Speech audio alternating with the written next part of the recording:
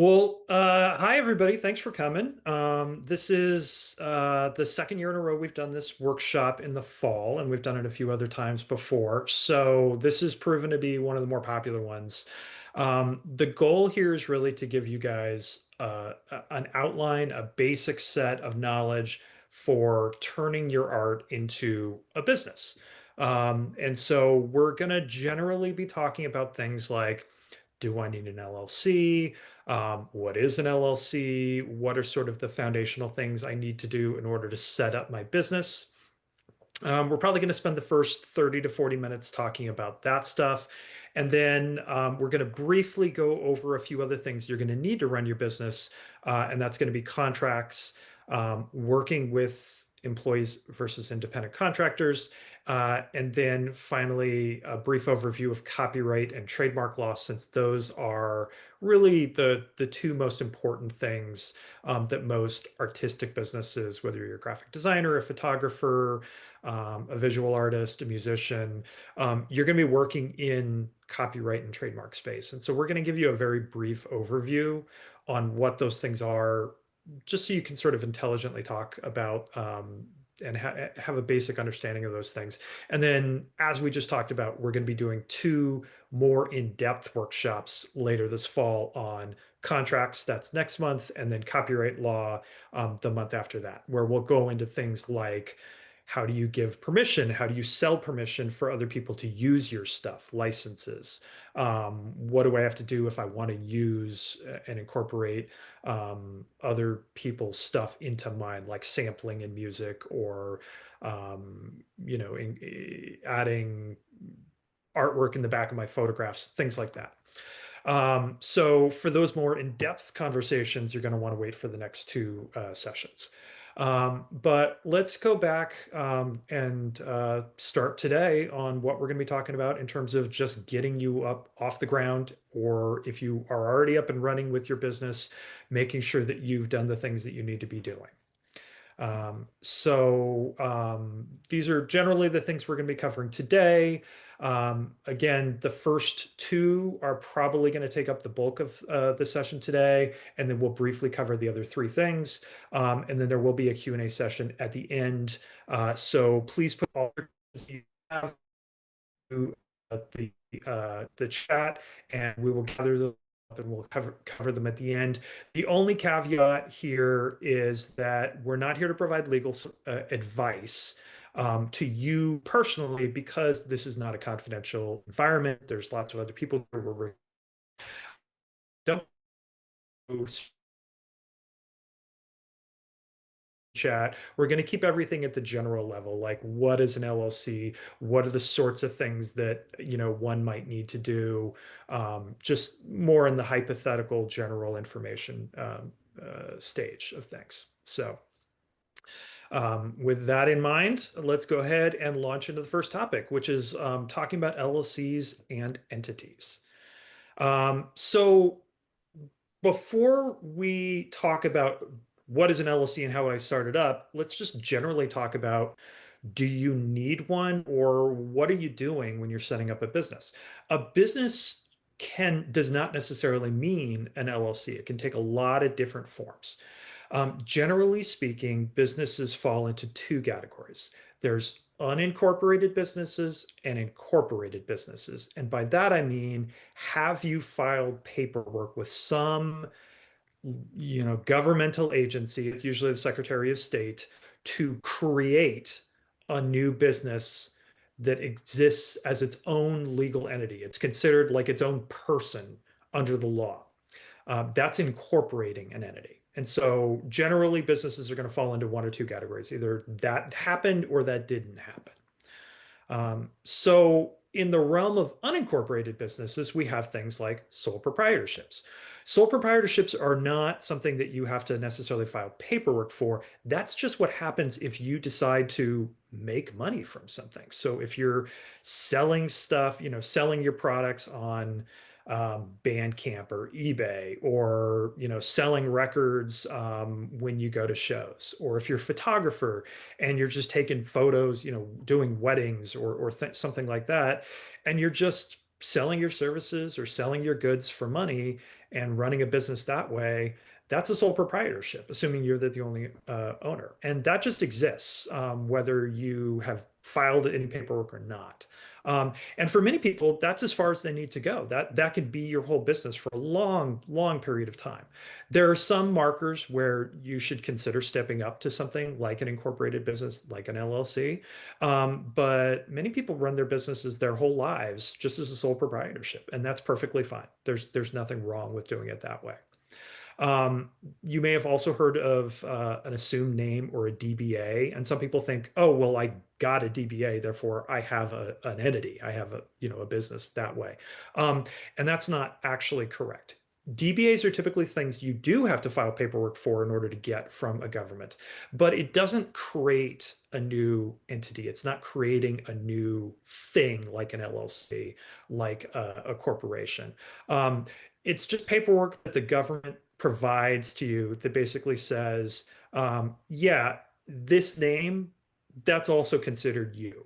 And so you can take that other name, your business name, and you can do things like you can open a bank account that recognizes that other name as being you. So you can take checks or take payments in that other name, and the bank will accept it and cash it and give you the money for it because they know that Acme is also John Smith. And so they're willing to, take that money and then give it to John Smith. You can sign contracts, you can do other things in the name, but it's just an alternate name for you. It's not actually creating a new thing.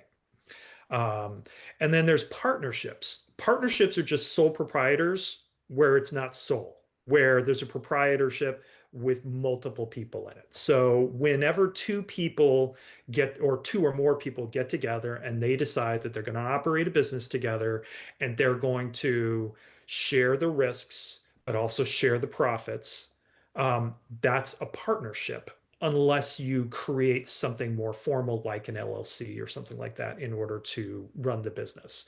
But partnership is automatically created under the law anytime that those circumstances happen and you haven't done something else like an LLC.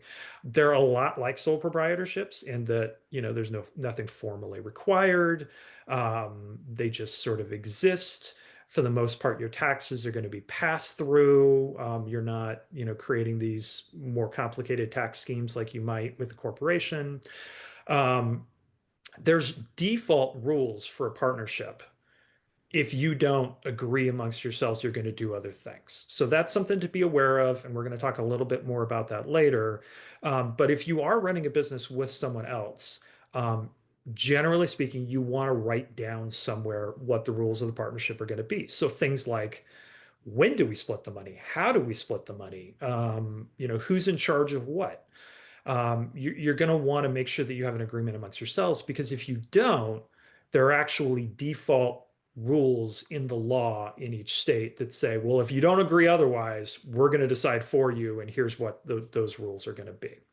And generally, those are the sort of rules that you would expect. Like, if everybody doesn't agree otherwise, then everybody just splits everything evenly. Everybody gets a vote, things like that.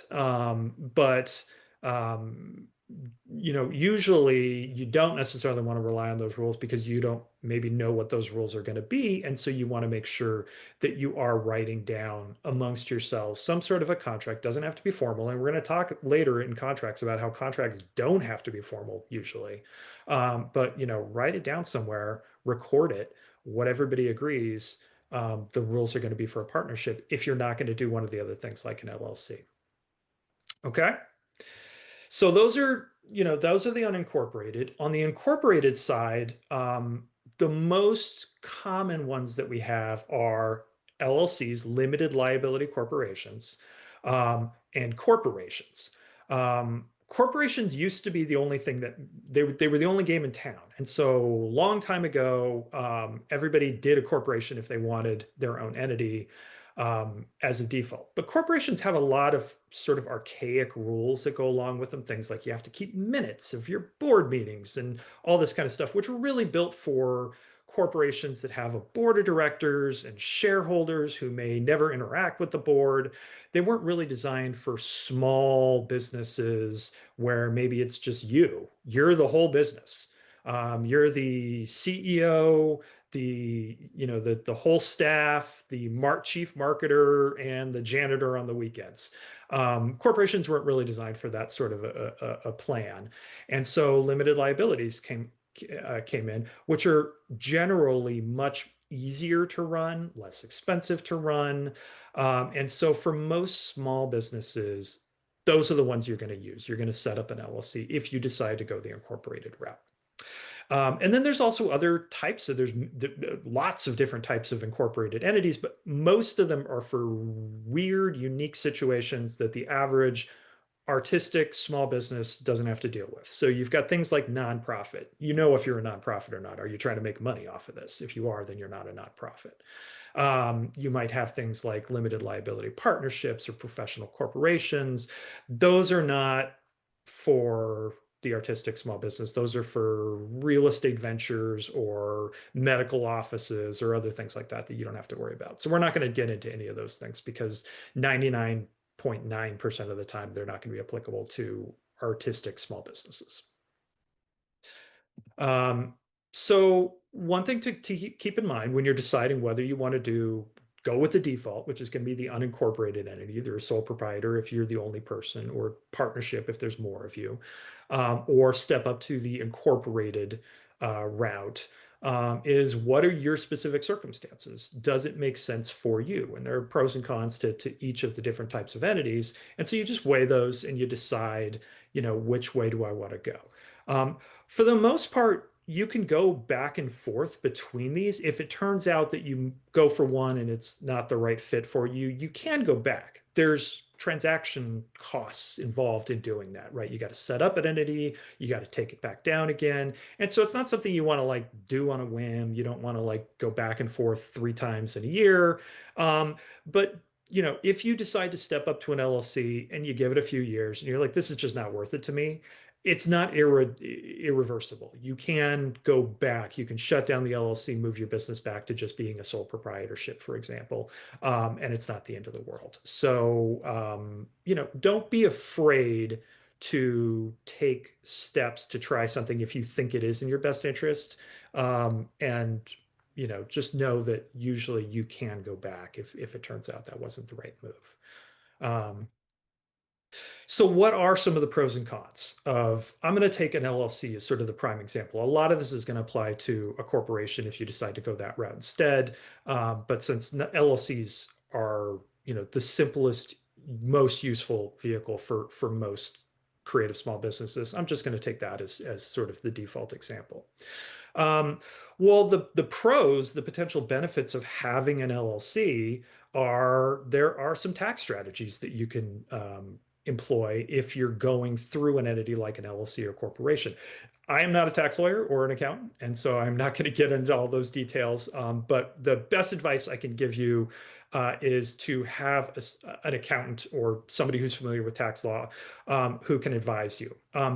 As a general ballpark idea, what I've been told by other CPAs are that if your business is making more than about $100,000 a year, there are ways you can do things like hire yourself as a W-2 employee and pay yourself a salary that's less than all the money that's coming in, and then you can tax the remainder that money that comes in above your salary at a lower tax rate than you are paying for your W-2 salary. And the net of all of that is that your tax burden goes down. Again, all general, all ballpark. It's going to depend on your specific circumstances. But just as a general idea, if you're the only person that's there and your business is bringing in more than 6 figures, it's worth a conversation with the CPA to see if that's something that you can take advantage of to potentially lower your taxes. Limited liability companies offer limited liability. That's one of their prime benefits. And so there is some liability protection in having this other thing you've created be on the hook for certain legal liabilities.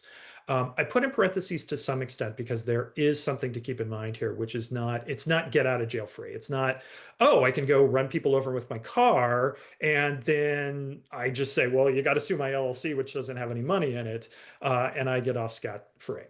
That is not how this works. The liability protection that you are getting is that if somebody for your business, not you, does something wrong, then you may not personally be liable for the thing that that other person did. So, for example, if you have partners and one of your partners goes and does something wrong, then they may be responsible. And the partnership, which you've hopefully now created as an LLC, may also be responsible. But you, who had nothing to do with this, may not be personally liable for those things. If one of your employees does something wrong and you have the right insurance in place and it's through an LLC, you personally may not be liable for what the employee did. Um, a big thing is if you sign a contract and the contract is breached and somebody wants to sue for breach of contract, generally speaking, the only people who are liable for breach of contract are the ones who are on the contract. So if the contract is with your LLC and not you personally, again, that may give you some liability protection so they can't sue you personally for breach of contract. The Brian, catch, yes. I was going to ask, what if someone gets hurt on the job, that kind of liability?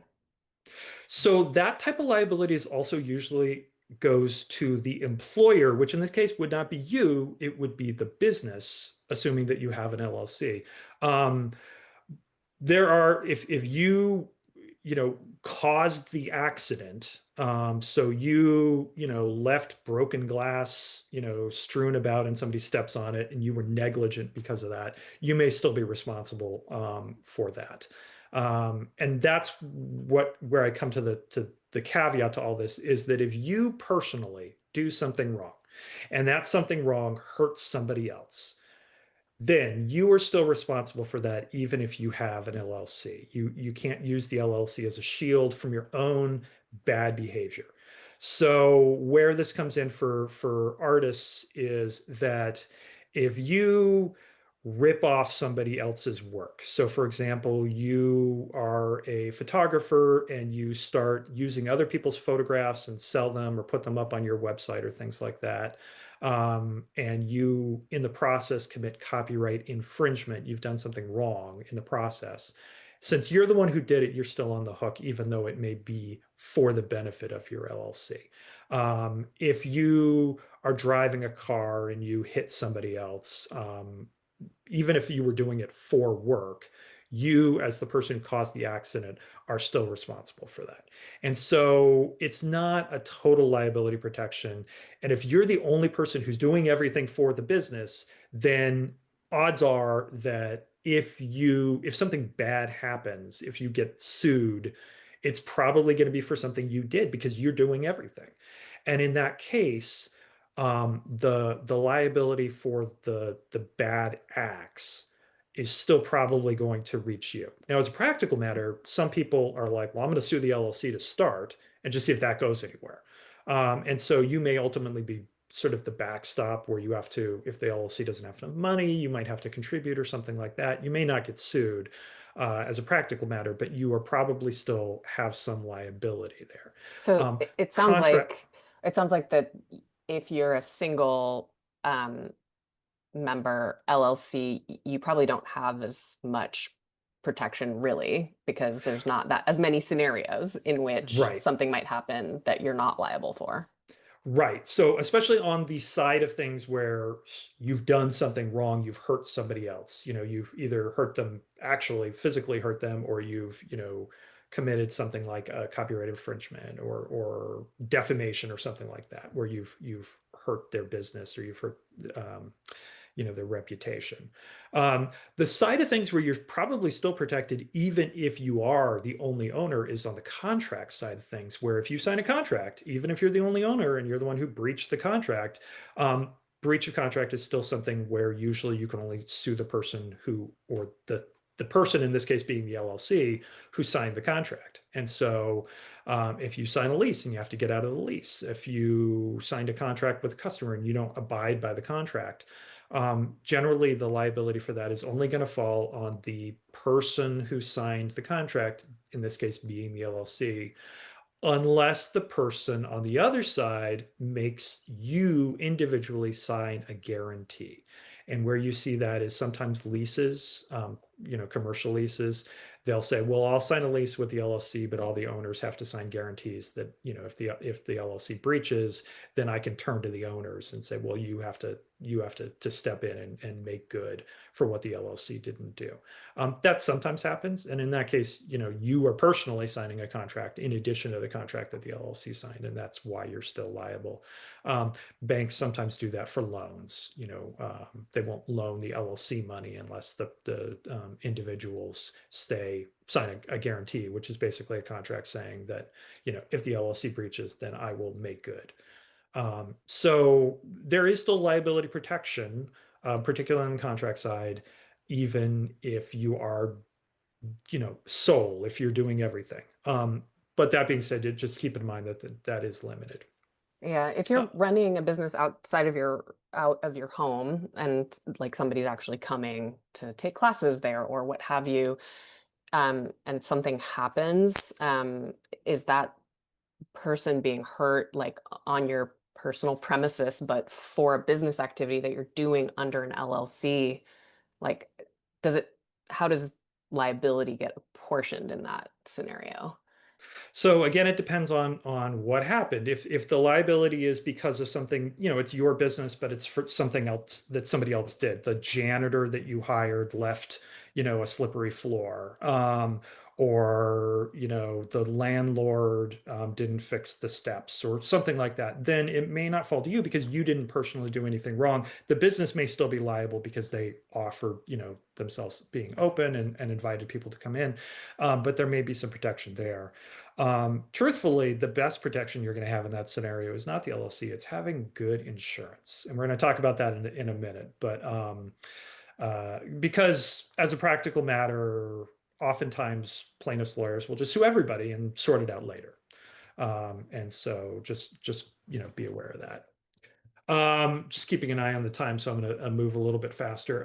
Some other benefits for having an LLC is that if you have partners, a lot of times the LLC forces everybody to do those agreements and make those decisions about how things are going to be run. Whereas if you're just running a partnership, maybe you never get around to it.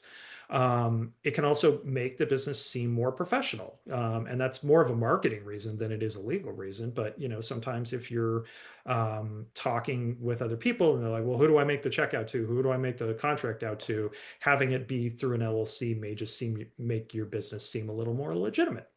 So just be aware of that. But again, everybody's circumstances are different. Maybe it doesn't matter to you at all. Um, there may be some benefits if you're going to sell your business down the road, because sometimes it's just easier to just say, well, you just take this LLC and everything the LLC has, instead of saying, well, let's make a list of everything I've got and maybe things I don't have and all that kind of stuff. And so if you're looking to sell the business down the road in the short term, there may be some advantages there. If it's a long term, you always could transition to an LLC down the road. And so if you're looking at selling your business in 20 years, there probably isn't much of an advantage in doing it now. But it's something to keep in mind for the future. And then finally, there may be some employment benefits. Again, I'm going to defer to the accountants and your tax lawyer and all that kind of stuff. But sometimes entities can offer things like health savings plans, or certain employee benefits, even for you as the sole employee of the business, that you wouldn't otherwise be eligible for. And so that's just something to check with your accountant on, and potentially to check with whoever's going to be doing your HR, whether you're using somebody like Gusto or somebody like that. The downsides to having an LLC that you have to weigh those positives against are, there is a cost to having an LLC. You have to pay an annual filing fee to the state every year in most states. Specifically in Oregon, it's $100 a year. It's $100 every year, whether you did anything with your LLC that year or not. Other states like California, it's even more expensive. It's $800 a year, whether you do anything with your business or not.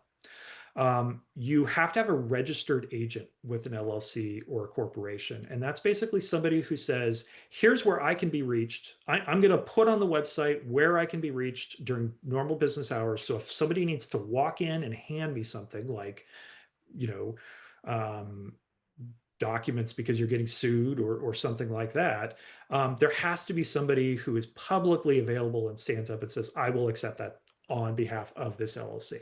Now, that can be you, which doesn't cost you a dime, but it means you have to provide your address on the publicly available Secretary of State website. And so if you're doing something like working from home and you don't want your home address listed, that's a privacy issue that you have to be aware of. If you have a business where you have a storefront and you're there 9 to 5, then you could just list a storefront. Maybe it's not a big deal.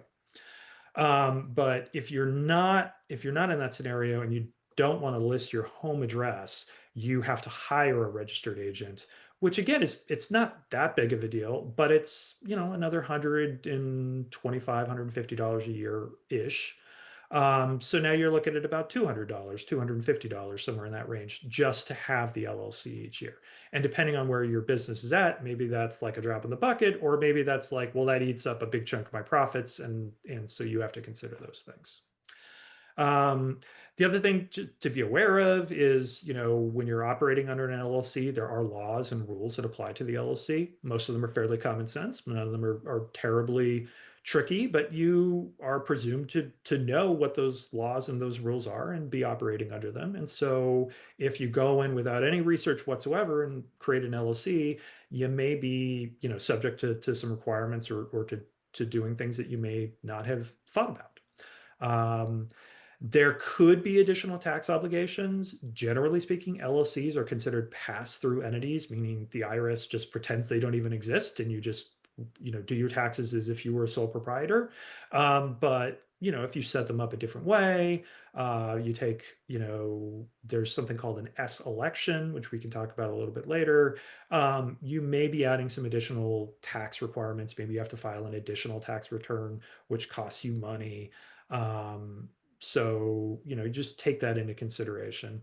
And finally, if you decide to go with an LLC and then you decide, never mind, I don't want an LLC after all, the Secretary of State actually does want you to pay a fee to close it down. It's an additional $100 to close an LLC once you've started. And so it's not like you can put it up and take it down and put it up and take it down. And, there's no cost to that. There is a little bit of a cost every time you set one up and every time you take one down. And you have to do things like closing your bank accounts and some other stuff like that. So there is, some transaction costs involved in closing it down if you decide to go that way and then change your mind later. So, whether the pros outweigh the cons in your particular case, only you can answer, but there are some of each. So generally speaking, should you have an LLC? There's some sort of guidelines that I use for should you really start thinking about it. Obviously, if the pros outweigh the cons, then that may answer your question for you. But some other indicators where, look, you probably are at the point where you need to step up to an LLC is if you have partners, a lot of times the LLC is just a simpler way of handling things than a general partnership. If you have employees, I definitely say go for an LLC because, there is that liability protection issue that is now, a much bigger issue than it was when you were doing everything. And it's just going to be harder to handle everything with employees if you don't have the LLC structure. If you can take advantage of those tax benefits, like reducing your taxes or maybe getting yourself some medical or other benefits that you wouldn't have otherwise qualified, a lot of times that's gonna those benefits are gonna outweigh the $200 a year you're paying, and so it's cheaper for you to have the LLC than not have the LLC. And then finally, if there's a business or marketing reason where, oh, I'm going to get an extra, $1,000 a year in business because clients are going to be more likely to hire me for their graphic design needs if they see me as an LLC than as a sole proprietor, or I can charge more or something like that. Then again, you're outweighing those costs, the $200 a year versus the $1,000 a year you're now making. that pays for those additional costs and then some. And in that case, it usually makes more sense to have an LLC.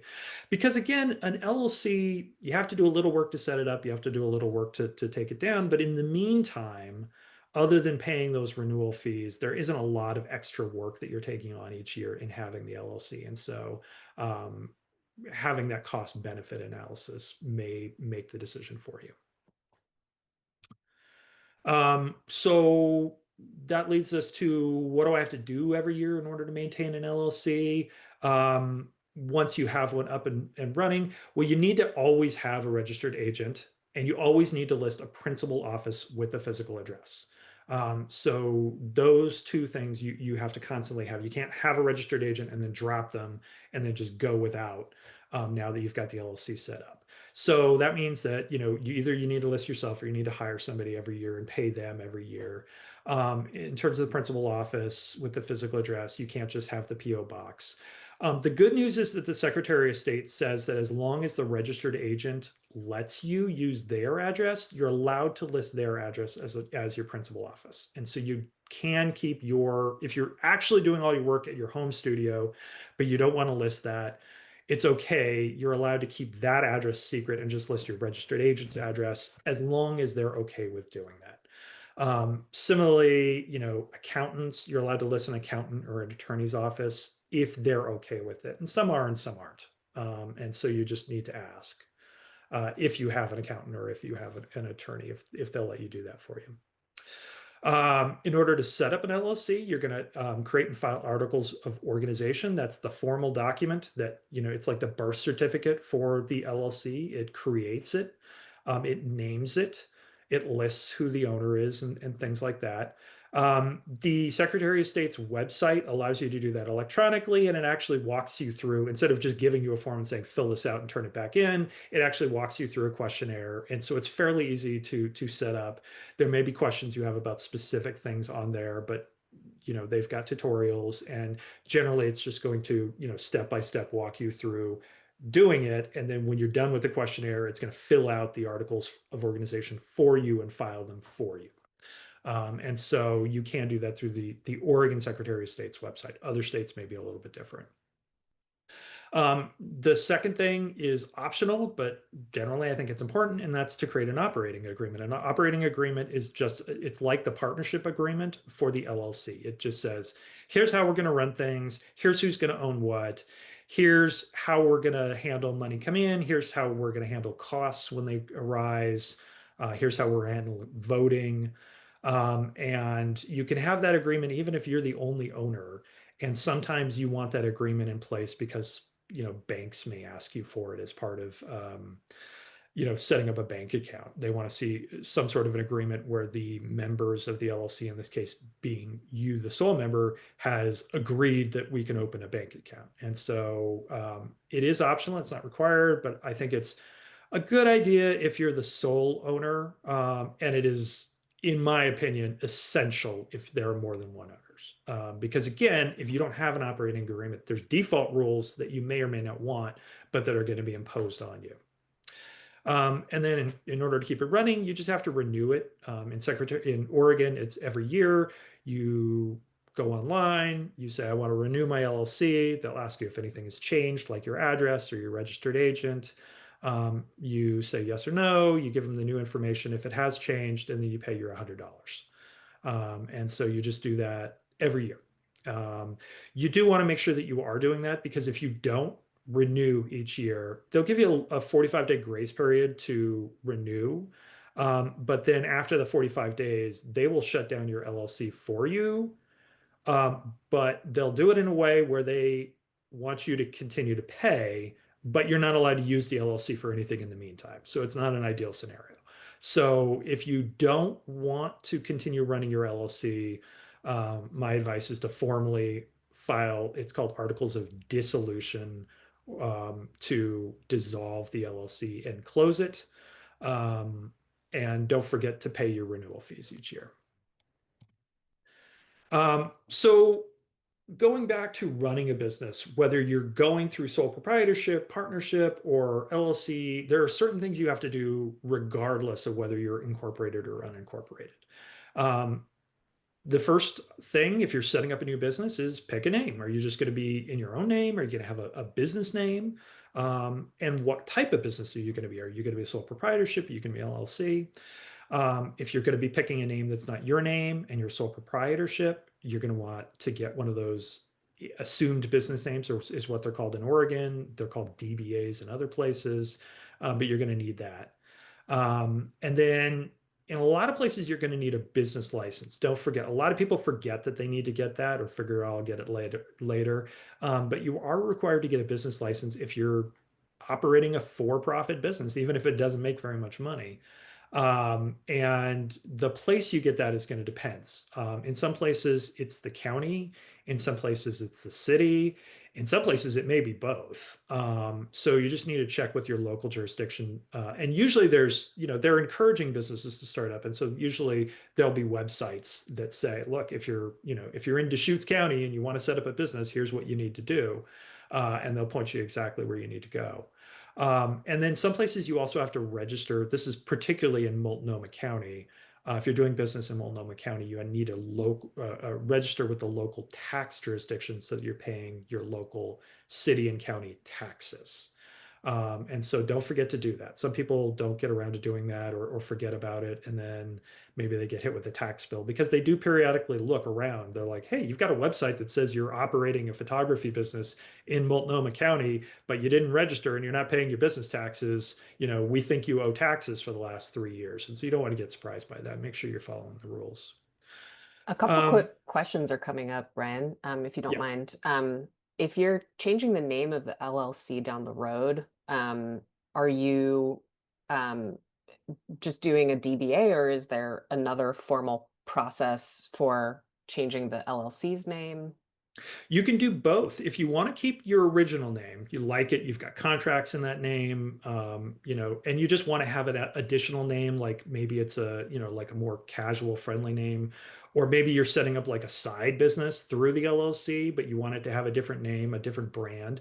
You can do a DBA for the LLC, where the LLC has an alternative name. And you file it just like you would if it was just an alternative name for you yourself. So you can do it that way. Or if you want to just rename the whole business, you can either do this when you renew, or you can file an amendment to your original articles, which just changes the name of the business. And as long as that new name hasn't already been taken by another entity, in Oregon with the Secretary of State, you can just change the name to the new entity, and that's your new name going forward. So both are pretty easy processes. The DBA AB assume business name, they charge like $50 every other year. So it's very inexpensive to have one of those unless you just want to grab 20 or for some reason, and then it could Mhm. add up. Um, but yeah, you can do it either way, just depending on what you need. Okay. And you mentioned that there are penalties if you don't file articles of dissolution for an LLC or an S corp, which I guess is just like a designation for an LLC potentially. Is that the same as what you would pay to renew, or is it a different amount of money? Yeah, so if I believe that if you just forget, like you just go a couple of years and you haven't renewed, but you're still using the LLC and you want to still continue to use the LLC, then when you go to reinstate it, they'll let you reinstate it, I think, up to like 4 or 5 years, down the road. But you've got to pay back all of the renewal fees you haven't been paying. Plus, they charge an additional fee to reinstate, if I remember correctly. So the net is you're going to end up paying more than if you just renewed it all along. And then the other thing to keep in mind is that if they administratively dissolve your LLC in the meantime, once that happens, technically speaking, that LLC is not allowed to do anything. It can't enter into contracts. It can't, you know, do anything. And so you could potentially run into problems where if you signed a contract, while, maybe a client contract while you were administratively dissolved, and the client wants to get out of it, you may be stuck, and that contract is just null and void, and the contract can, the client can walk away from it. Or if you have to sue them to get your money, you're not allowed to file a lawsuit if you're administratively dissolved. You're not allowed to do things. And so You could be losing all those benefits in the meantime. And so if you're done with the LLC, the cleanest thing to do is just to dissolve it, pay the $100 as your dissolution fee, be done with it, and then just continue to operate from that point as a sole proprietor. And even if you dissolve, you can actually reinstate it later You can't reinstate it, but you could just always set up a new LLC with the same with name. the same name. Yeah. Okay, As great. long as nobody's taken it in the meantime. You also mentioned you can hire a third party to be your registered agent. If you don't Mhm. have a CPA or a lawyer that does this, is there a way to just hire for that service? Yeah, lots of companies will offer just that service. There's one called Northwest Registered Agents. I believe businesses like Zen Business and LegalZoom and those types of places will offer that as a service.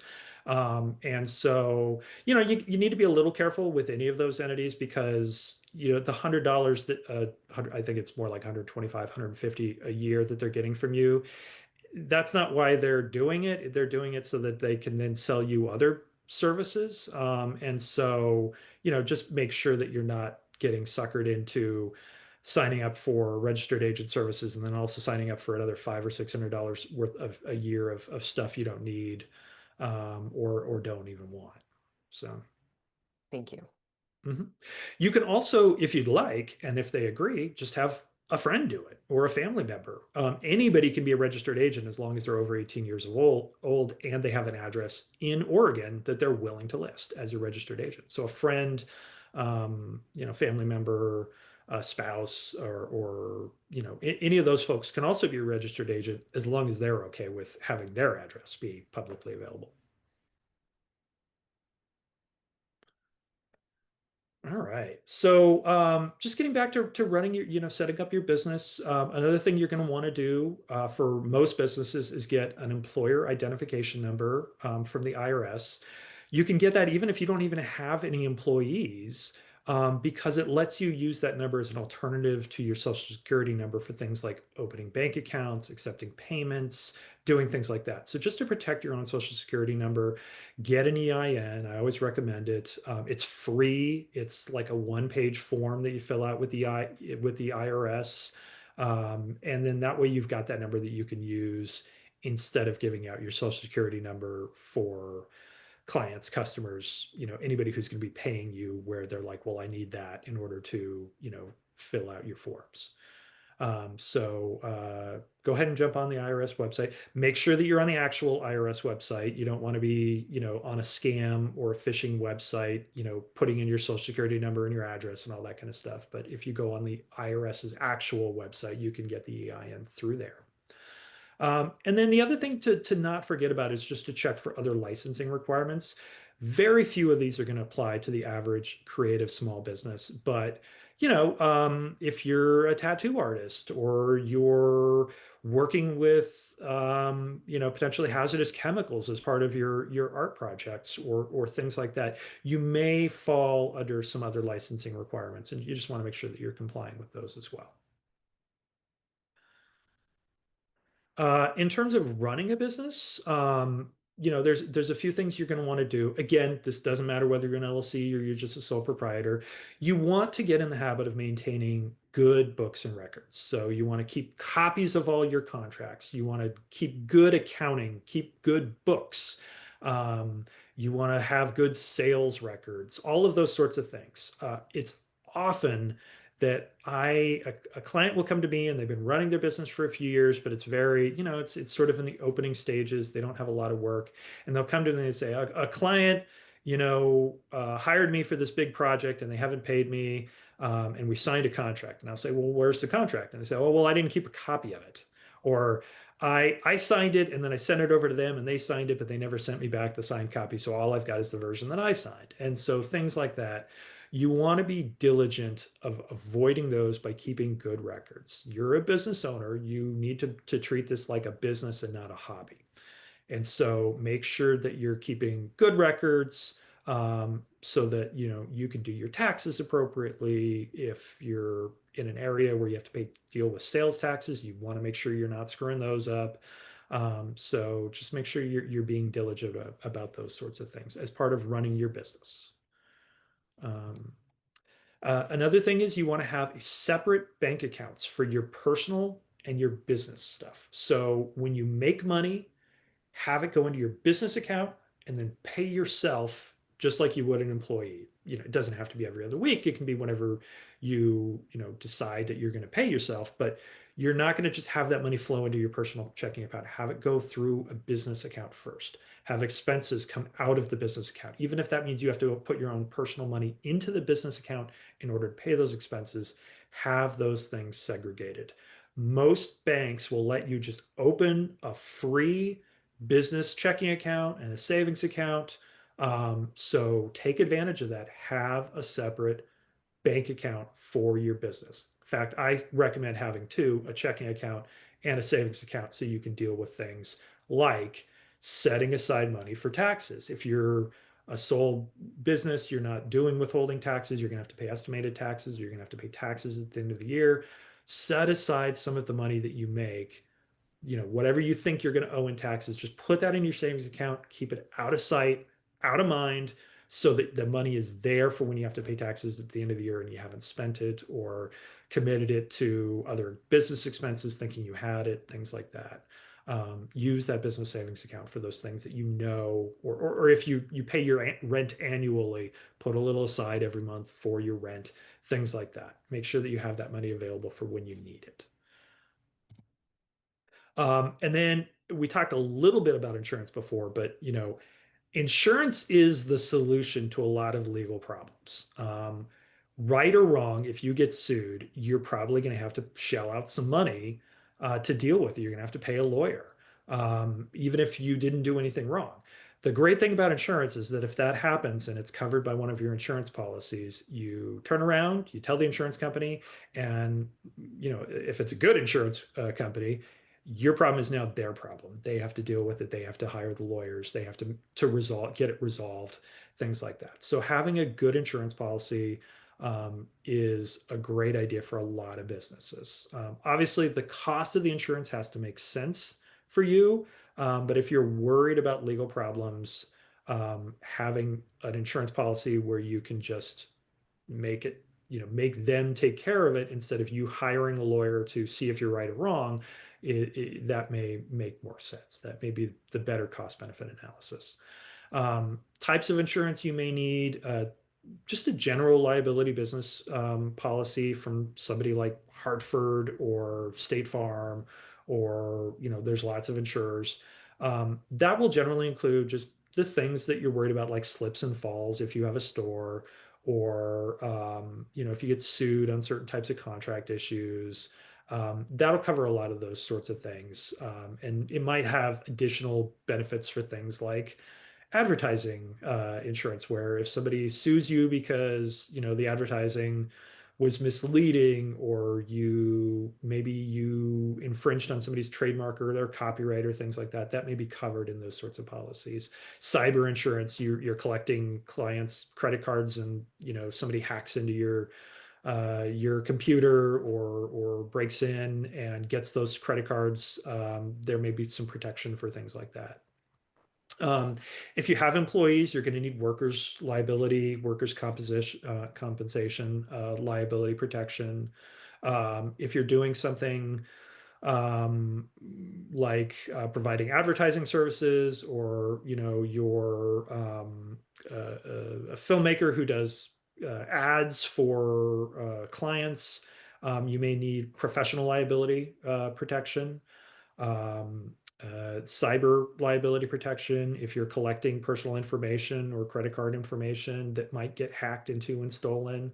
And then something that we learned about in 2020 was business interruption insurance, which is an insurance policy where if some tragedy or some catastrophe happens and it interrupts your business, there actually is insurance available to cover you during that period of time. If you're a wedding photographer and all of a sudden nobody's getting married for 6 months because we're all on lockdown, there may be liability protection or insurance for those types of scenarios. So I'm not saying you need all of these things. I'm just giving you some ideas of things that you may want or you may need, and you can ask your insurance broker about which of those might make sense for you based on how much they cost. And insurance brokers, again, there are insurance brokers out there specifically for small businesses. And so you might want to talk with one of them. You can also just talk with whoever's handling your personal insurance. If you've got car insurance or you got renter's insurance or homeowner's insurance, then you can always talk to your insurance broker and say, hey, do you guys also have business insurance? And maybe they can help you out as well. Okay, so that's the section. It actually took us a little longer than I thought, but that's our section on running a business. So briefly, I'm going to just go through the contracts. And so I want to make sure we have some time for questions here at the end, but we'll go through these other sections pretty quickly. Contracts, when you're having a contract does not need to be a formal document with whereas and therefores and all that kind of stuff. It can be very informal. It can be literally something two people write on a napkin and they both agree on. It can be in an email that somebody says yes to. It can be oral. It doesn't even have to be in writing in most cases. A contract is just any situation where two people agree that one of them is going to do something and the other is going to do something. And so the benefits of having a written contract are that you have it all written down so everybody can look at it and go, yes, that's definitely what I'm agreeing to. There's no implications or inferences. People are not misunderstanding what it is that either of them is getting. You write it down, everybody looks at it and goes, yes, that's right. And then 5 years later, when something goes wrong, you can look back on it and go, no, that's what we agreed to. It's not what you think you agreed to or what you remember, or maybe don't remember. There's a document that's memorialized that. So contracts basically are going to cover the who, what, when, where, why, and how of the relationship. So they're going to cover what is it you're agreeing to do? What is it they're agreeing to do?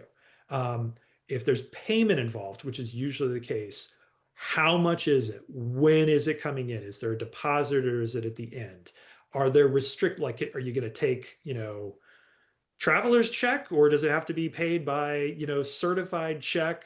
Does it have to be wired into your account? If there's restrictions on that, you need to put those in because otherwise it just says I'll give you $200 and I can fulfill that by handing you a giant bag of pennies. And so if you don't want that, you put that in there that you want it to be done a certain way. Especially if you're dealing with anything involving intellectual property, which is a lot of art, you want to specify the ownership. Are they owning what it is you create, or do you keep ownership? Most of the time, the customer who's paying for it gets ownership of it, but that's not always the case. In photography, in particular, it's very common for photographers to say, I'm going to take these photos and I'm going to give you a set of the photos, but I own the copyright of the photos. So if you want additional copies, if you want to use them, for put them up on your business's website or license them to somebody else, you got to come back to me and get my permission first. That's much more common in photography, whereas it's not very common for a lot of other types of businesses. But you want to specify that. If somebody else is creating something for you, like a contractor, you want indemnification because if it turns out they ripped it off and you get sued over it, you want to make sure that they're covering you. And so indemnification usually goes hand in hand with any situation where somebody is creating something and promising that it's original, that if that promise turns out to be false, they will protect you from it. And then finally, you want to make sure that you list out how the contract can be terminated. If it turns out this relationship is not working out or the other person isn't delivering what they want or what you need a way of getting out of the contract. And then you also want to make sure you know what happens if it turns out that the contract can't be fulfilled and it's nobody's fault. Again, COVID taught us all that, sometimes you hire somebody to do something and they can't do it and it's just because of the world and not because you did anything wrong or they did anything wrong. Are there So any contract templates for creatives that you could recommend starting from? I'm going to talk about this a little bit at the end in terms of where you can go for resources. So let me cover that at the end. Sounds good. Okay.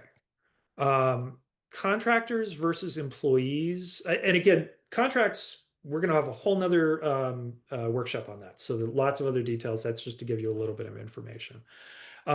If you're working with other folks, a lot of times small businesses are like, I'm going to take a shortcut and I'm going to hire them, but I'm going to hire them as a 1099. I'm going to hire them as an independent contractor instead of an employee. And then that way I don't have to pay the payroll taxes and deal with the payroll and all the rest of the kind of stuff. The problem is you're not allowed to do that. There are rules that say we don't care what you say in your contract with them about whether they are a contractor or an employee. We are going to look at what the reality of the situation is, and that's what matters, not what you guys say in your contract. And so when you're using somebody to help you, once you've gotten to that stage of your business, you have to look at the economic reality of what their job is. Are they really an employee or are they really a contractor? And you can look at factors like, is what they're doing an important part of your business? Are they helping you do the job? So if you're a photographer and they're also a photographer and they're taking some of the photos for you, and your job is to provide photographs, that's, an integral part of your business. If you are a photographer and you hire somebody to come in and clean your studio on Saturday, that's not an integral part of your business. It's an important part, maybe it makes your studio look nice and helps you get clients and all that kind of stuff, but they're not providing the service that you're then turn around and selling to your clients. So that is, if you hire a cleaning crew as a contractor, that's usually okay. If you hire somebody to be your assistant or to do the part of the job that you're turning around and selling to clients, that's going to be a harder sell that they're not an employee. Um, how much control do they have over the work? If you hire somebody and say, look, I just need you to deliver this thing, I need you to deliver my new website. And maybe I'll give you some ideas of what it, should look like and what it needs and all that kind of stuff. And I'd like to approve it, but I'm not going to stand over you and say, well, here's how you code and here's what this section should say. And I'm going to write it for you and all that kind of stuff. If you're not standing over them and telling them how to do their job, then that's more likely a contractor relationship. And then briefly, we'll just go over some copyright and trademark basics. Copyright, which is the bulk of what artists and creative businesses are working with. Copyright is the law that protects tangible things that are made from creative decisions. And by tangible, I mean something that you can look at or see or touch. So it doesn't have to be something physical, it can be something digital. But that's a screenplay, a novel, a photograph, a painting, a sculpture, those sorts of things where creative ideas or creative decisions were made in order to create something that's protected by copyright. Copyright doesn't protect ideas. So I have this great idea for a novel about a boy wizard who goes to this crazy school. Well, it's great that you had that idea, but until you write the story, that idea isn't protected by copyright. You also can't copyright words or short phrases. So I want to copyright the name of my business. Can't do it. The name of your business is a word or it's a short phrase. That's not protected under copyright law. It may be protected under trademark law, and we'll talk about that in just a second. But words, short phrases, names, those are not protected by copyright. And the reason for that is that there has to have been enough creative decision making going into it in order for it to qualify for copyright. Another thing to keep in mind is that copyright exists as soon as you create the object. You are protected under copyright law as soon as you write that novel or take that photograph. You don't have to do anything else. So the idea that, well, it's not protected until I copyright it, that's not a thing. You're protected under copyright law as soon as you do it. You can register your copyright with the Copyright Office, which gives you some benefits, particularly if you want to enforce your copyright against other people. By registering your copyright with the Copyright Office, there's a record that you created it, which helps you prove that, I came up with this novel 20 years ago. And it's not something I'm now claiming to have come up with now that Harry Potter is such a big success. I wrote this 20 years ago. It also gives you additional benefits, like if you have to sue somebody, you can get your attorney's fees back potentially, whereas if you didn't register it, you can't. And so you're paying an attorney to fight this claim, and maybe the attorney costs more money than the fight is worth, and then you don't fight, even though it's important to you, the money doesn't balance out. Whereas if you had registered it, you might have been able to get those fees back. And you can also get something called statutory damages, which is basically it's like a penalty, where the copyright the judge is going to say, well, maybe you didn't lose a lot of money on this, but these people committed copyright infringement, and so I'm going to penalize them, and they have to pay you a certain amount of money, even if you can't prove that the copyright infringement was actually worth that much. So there are certain benefits to registering the copyright. Copyright registrations are not terribly expensive, particularly if you have a handful of works that are really important to you. Copyright registration costs about $65 for most cases, and so it's not super expensive. If you're a photographer and you're like taking 1,000 photographs, the good news is you can actually register. I think it's up to 750 photographs in one go. And so you may be thinking, I don't want to pay for $65 for every photograph I've ever taken. You don't have to. You can register some groups. But if you're a painter and you're doing 10 paintings a week, that probably isn't going to pencil out. But if you do 3 or 4 that are really important to you, the money may not be that bad. And then the other thing to keep in mind is that you generally can't use, just like you don't want other people using your works without your permission, you can't use other people's copyrighted works without their permission. There are many, many myths out there about when you can use other people's copyrighted works, like, oh, if it's less than 10 seconds of music, I'm allowed to use it. If I'm not making any money and it's non-commercial, I'm allowed to use it. None of those are actually true. There is no exception for non-commercial work. There's no exception for like the amount of work. There's no bright line rules of if I use less than 10% or if I use less than 20 seconds or whatever it is. There are no such things. If you use someone else's copyrighted work without their permission, it is considered copyright infringement unless you fall within an exception, the biggest exception of which is called fair use.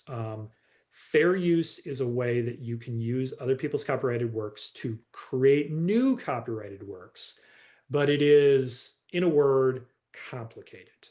It is case by case. It involves a lot of interlocking factors. And so, honestly, you're never going to know for sure whether what you're doing is fair use or not until you get sued and a judge decides whether it is or it isn't fair use. And so I'm always very reluctant to say, yeah, you should be fine when it comes to fair use, because it's a complicated analysis. And even once you've done the analysis, you're not going to be 100% certain. I'm assuming that AI art and creation is also similarly case by case in this way. So AI, the current standard, and I'm sure that we'll talk about this more in our copyright workshop in October, but just as a general standard, if the AI creates the work, it is not eligible for copyright protection. And so if you're using AI to generate images or sections of your novel, those things that the AI created are probably not going to be protected by copyright, and therefore you can't stop other people from using them. So that's something to keep in mind when it comes to AI. The law is fluid in this, but those are the current standards, at least the last time I checked, on where we are with AI protection. So if you are using Gen AI as part of your work, just be aware that the things that they're creating you probably don't own. Those are free for other people to use as well. Yeah, and then infringement may be complicated there. We do have an entire session on the legal nuances of AI on our website, and I just linked to it in the chat. And then finally for trademark, just to distinguish trademark from copyright, because they get confused all the time, copyright is protecting things. Trademarks are protecting brands. So where I said before, you can't copyright a name, you can trademark a name. If you're using it as a brand to sell things, whether that's services or goods, you can trademark a name. The purpose of trademark is different than the purpose of copyright law. The purpose of copyright law is to protect artists. The purpose of trademark law is to protect customers. And so if a name like Coca-Cola is being used to mislead customers into buying things that they think are from Coca-Cola or affiliated with Coca-Cola, then that's a violation of trademark law. If I just want to sit there and talk about how great Coca-Cola is and how much I love Coca-Cola, I'm allowed to do that because I'm not confusing people into thinking that I am Coca-Cola or I'm selling something under the name Coca-Cola. So trademark law, you have to look at the way it's being used and whether that's likely to mislead customers, if you're looking at whether something wrong is happening, whether infringement is happening. Because it's meant to protect customers, it's also limited to the geographic area and the types of goods and services that go along with that brand. Because again, if there's no chance, if you're using the name or the word or the phrase in a way that customers aren't going to get confused by, it's okay. So if I want to talk about Nikola Tesla, and things that he did, that's fine because nobody's going to assume, that I'm actually talking about the car company there. I'm using that phrase in a way that has nothing to do with the sale of cars. Or, theoretically, if I wanted to start up a restaurant called Tesla, that's probably fine too, because people aren't going to think that my restaurant is also the car company. And so there are limits that are on trademark law that are intended to protect customers, not the people who came up with the names. Just like copyright law, you can register a trademark, but you have certain protections even if you don't do it. The benefits are to registering are that it gives you priority in the registration process over people who come along later. It gives you certain benefits when it comes to like if you have to sue, you might be eligible for additional remedies. But trademark registration, unlike copyright registration, is a more involved process. It's much more expensive. It could be thousands of dollars to get a federal trademark registration. And because it's federal, meaning that it has to be involve interstate commerce, you aren't eligible for a federal trademark registration unless you're selling across state lines or you intend to do so. Luckily, in this day and age, if you've got a website, that's usually selling across state lines, and so that's usually sufficient. So that's not a big deal these days. And then just like copyright, you can't use other people's trademarks in your works. But the difference here is you can't do it if it's done in a way that might mislead customers. So if you want to sell products featuring the Disney characters or the Disney name, that's probably a no-go because people are going to think that Disney gave you permission or you're somehow affiliated with Disney. But if you are if you just mention a Disney movie in the film that you're making, and it's just mentioned in a scene. It's not in any of the advertising. It's not done in a way that makes people think that Disney is putting out your film. Then that's probably okay because you're not misleading customers with it. So, last thing we'll cover, and then we'll get into the Q&A, is where can you go if you need additional help? There's usually about 3 levels that are escalating in terms of both cost and involvement of other people. The first level is DIY options. If it's something pretty simple that you're comfortable doing yourself, there are lots of great DIY options. There's, books in your local library, like the NOLO series of books are usually pretty good. For things like copyright and trademark, the government forms and instructions are actually very good. The Copyright Office and the Trademark Office have put a lot of effort into making video tutorials on how to fill out their forms and FAQs and all sorts of great information. So I'm comfortable sending. It's not the DMV. It's not those more complicated things where you're like, oh, I'm never going to figure out what I'm doing here. They've got pretty good instructions. So again, if you're comfortable doing it yourself, or you want to spend the time to do it yourself, then you can probably DIY a lot of the things we've talked about today. The 2 caveats that I'm going to put here are be super careful using things you find on the internet. So if you Google, I need a form contract for an artist to a client, and you find a form, it may be fine, depending on where the source is. But what I see happen a lot is people find things on the internet and they use them without understanding what's in them. And there may be clauses in there that have nothing to do with you, in which case they're just confusing everybody. Or they may actually be bad for you and you're using them because you're like, well, it was in the form and must have had some purpose. So if you find a form agreement, nothing wrong with using it as long as you understand everything that's in the form and that's what you want to have happen in the form.